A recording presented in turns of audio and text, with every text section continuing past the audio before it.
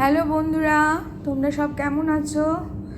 নিশ্চয়ই ভালো থেকো সবাই, এটাই ঈশ্বরের কাছে প্রার্থনা করি।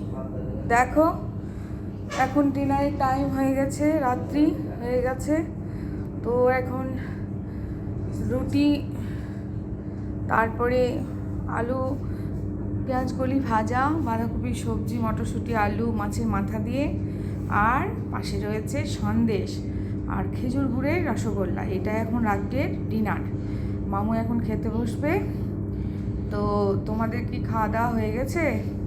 আমাদের তো এখনও হয়নি, রেডি করলাম মাত্র। তো মামুকে এখন ডাকবো, মামু এসে বসে পড়বে। তো তোমরা সবাই ভালো থেকো,